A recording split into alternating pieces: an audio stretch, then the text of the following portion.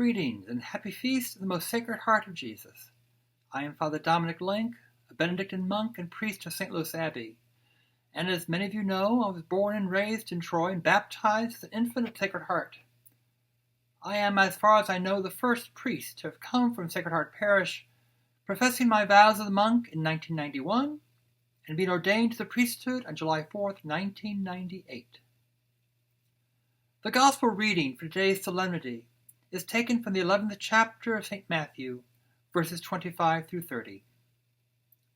At that time Jesus exclaimed, "I give you praise, Father, Lord of heaven and earth, for although you have hidden these things from the wise and the learned, you have revealed them to little ones.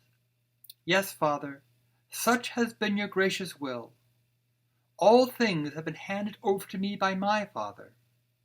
No one knows the Son except the Father, and no one knows the Father except the Son, and anyone to whom the Son wishes to reveal him. Come to me, all you who labor and are burdened, and I will give you rest. Take my yoke upon you and learn from me, for I am meek and humble of heart, and you will find rest for yourselves. For my yoke is easy, and my burden light." The Gospel of the Lord. Writing in the midst of the 16th century, St. Teresa of Avila penned these words: "Every time that we think of Jesus Christ, let us remember the love with which he has heaped his benefits upon us. Love calls forth love."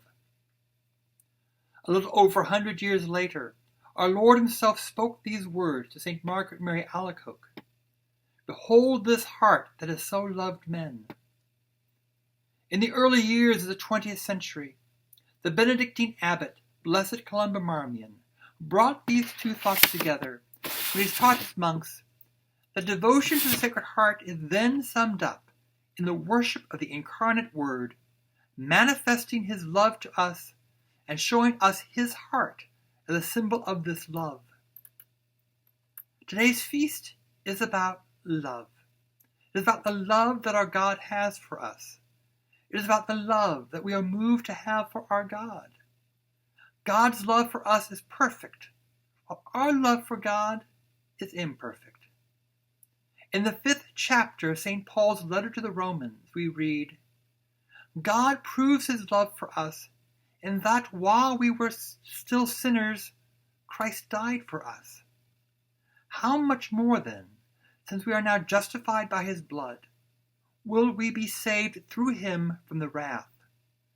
Indeed, if while we were enemies, we were reconciled to God through the death of his Son, how much more, once reconciled, will we be saved by his life?"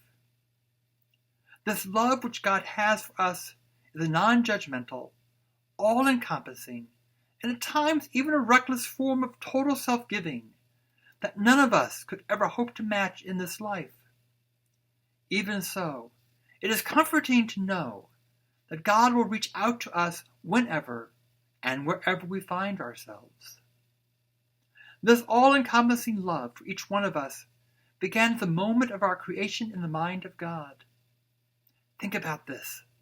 When God the Father conceived you in his mind, he knew everything about you. He knew full well those times when you would sin, and those times when you would overcome sin. He knew all that was good about you, and all that was not so good about you. And even though God knew the good, the bad, the happy, and the sad about you, even though God knew that you would not be perfect, God still brought you into being into this world. And it was out of love that God our Father brought you and to me and everyone else into being to live in this world he had created.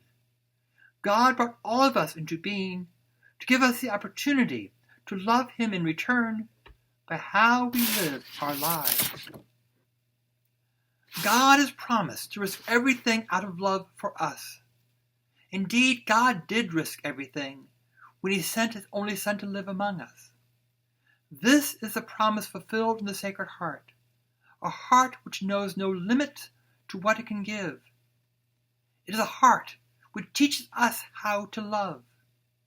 As the words from the gospel for this feast teaches us, "Take my yoke upon you and learn from me, for I am meek and humble of heart, and you will find rest for yourselves. My yoke is easy and my burden light." Indeed, the heart of Christ is on fire for love of us.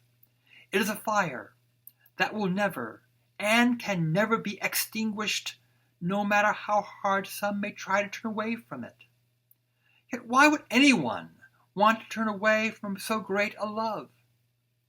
Perhaps it is because we are still prodigal children seeking our way in this world, when we should be seeking our way to that world which is to come, when we will be united for all eternity to the God who loves us so much. May each new day find us more and more drawn to the most sacred heart of Jesus, in whose presence and love we are gathered on this day. O Jesus, meek and humble of heart, make our hearts like unto thine. God bless.